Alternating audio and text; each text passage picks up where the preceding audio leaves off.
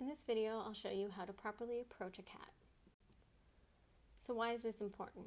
Well, the way you approach a cat is going to set the tone for the entire interaction.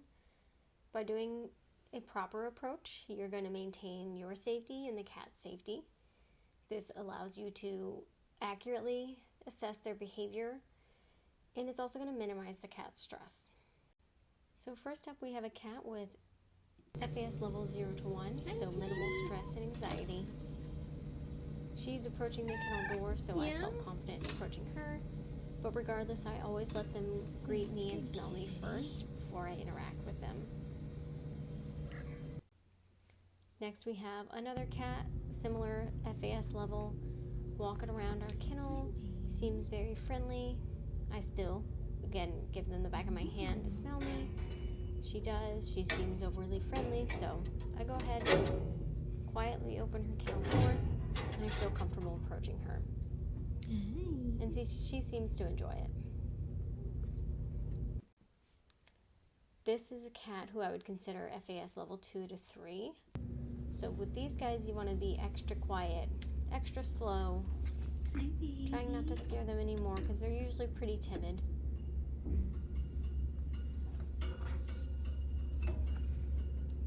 So the kennel door makes a little bit of noise, but I offer the back of my hand. She smells me. She seems interested. No aggression. She didn't really back up too much, so I went ahead and started petting her, and she seems to like it. It's always important to let them smell you and do a proper greeting first before you just dive right into petting them, because that can startle them if they don't know you. Again, before I go again, I even greet her a second time, just so she can get used to me. Limiting my pets to just her head and neck area. Don't want to overwhelm her. And then this cat, overall body language isn't super great. We look sad. We look not super happy. I have FAS 3 out of 5 because with this cat, right beforehand, another person did try and reach in and pet them without doing a proper approach, a proper greeting or anything. So when you reach into a kennel of a cat that is around that 3 level, they can become startled very quickly, and their body language and their attitude can shift from timid to aggressive in a matter of seconds. So that's why this is super important. So as you see now, I'm going in very quietly, very slowly, trying not to startle them in any way, making sure that they are aware that I'm not a threat. This kennel setup isn't the best for interacting, and I had to stand on a stool, so always be careful. We start to kind of back up. Again, our ears are kind of flat. We don't look the most relaxed, so I'm always going to go really slow. I like to kind of offer them my hand in a couple different angles. This was just a little awkward around that setup, but just to see how they respond to a hand coming at them. And then I kind of gradually work my way to them if they're not showing any signs of aggression, which she wasn't. I wasn't getting any growls or hisses or anything, so I felt okay to continue on and going closer. She doesn't back up when I lift my hand, which is a really good sign, so I just touched the top of her head. She gave me a little warning. She's kind of lip licking, so I'm not sure, but I didn't feel like it was a very aggressive behavior, so I continue to see how we go. Oh, it's such a nice. This is kind of classic for a cat that's not really super aggressive. They're just kind of, in an overall depressed state. They don't really know how to handle, interactions because they don't get handled very often from that same when they're in this situation. condition.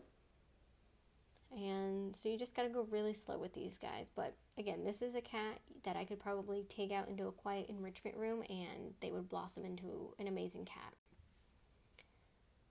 Again, because she was doing okay and wasn't showing signs of aggression, I continued with trying to interact with her. She was taking the treats, so I kept offering. If they're not taking the treats, there's no point in just keep throwing treats at them. She was taking them, so I was offering a little at a time, because you don't want to overwhelm them. But she seemed to enjoy the treats, so I kept offering.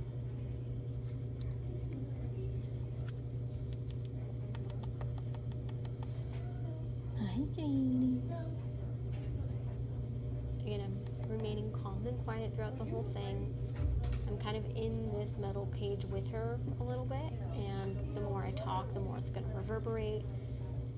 Ideally, I would get her in a carrier and bring her to an enrichment room for a more practical socialization. But here I'm just demonstrating, the importance of a proper approach and how going quiet and slowly can be beneficial with these really timid guys who may or may not progress to aggression. But by going slow, she is receptive to me, and I'm able to give her a little bit of love. Now here's a good example. This is a younger cat who is timid, on the more timid side. My first interaction, I'm just reaching in, offering my hand, and seeing what she does.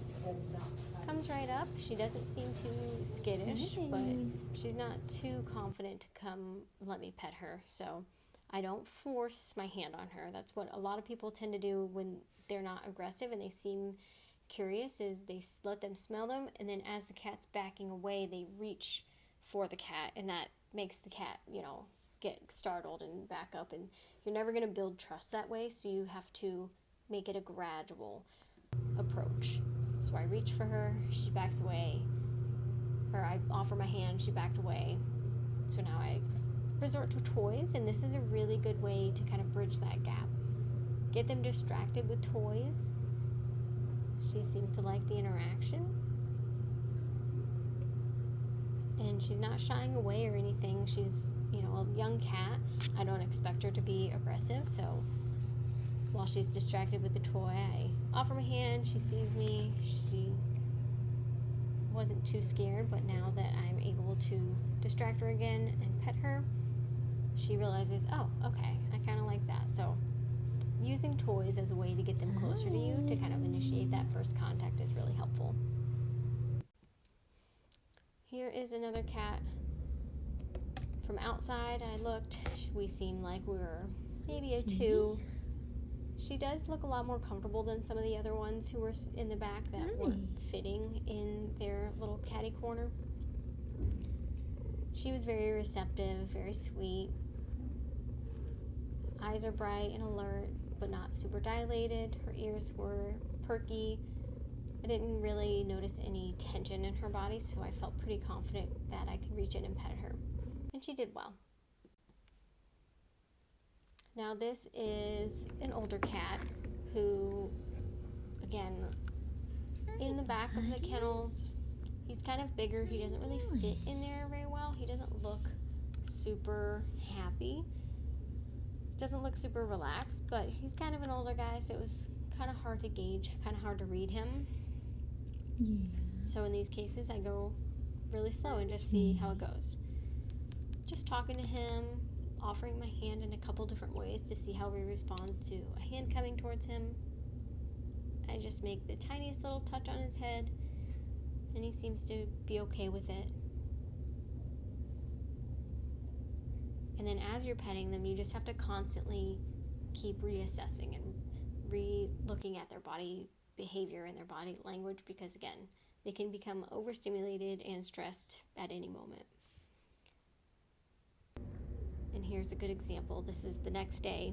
Same cat, same approach. Seems just not very comfortable because he's obviously stressed. He's squished in the back of that kennel, not in a very spacious location, but he would rather be squished in the back than out and open to the public. I pet his little head and then just watch closely.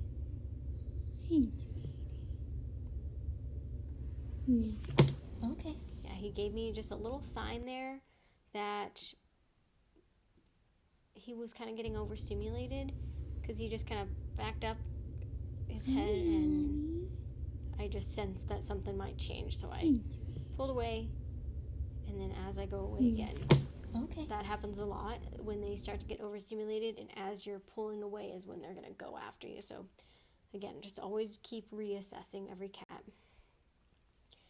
But I decided he was a stressed old man and I was going to get him out, so I used my Superman towel wrap to retrieve him from that squished little corner and pulled him out. And now that he is out in the open and he doesn't feel like he's being threatened or cornered, he was very receptive to pets, and he started kneading and being a very sweet boy. So again, this is why we assess them, to see how to approach them and how to better manage them. So effective socialization techniques are very beneficial, even if it's just for a brief moment. Those 5 minutes of quality, getting some love and attention are very beneficial for these guys.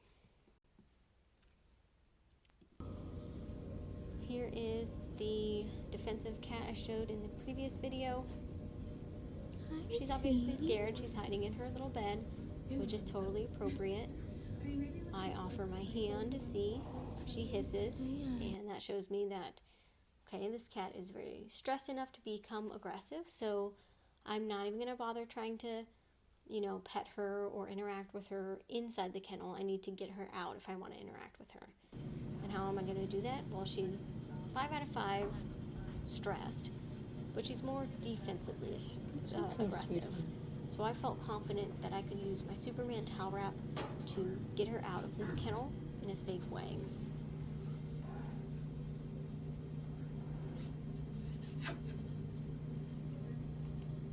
And if you aren't comfortable doing this, you can certainly put in a carrier or a feral box and let them go in by themselves, and then remove the whole carrier and go into a quiet enrichment room and socialize them that way. But here you could see all I needed was a towel, and I was able to socialize with her then. Now this poor cat, unfortunately, was a 5 out of 5. Offensively aggressive. So she is way more tense. She doesn't seem nearly as timid and scared as the other one, but nonetheless just as stressed. So this is a cat, just being at the kennel door triggers her and sets her off. So I wouldn't even attempt to pet this cat. This cat would scratch me as soon as I opened the door.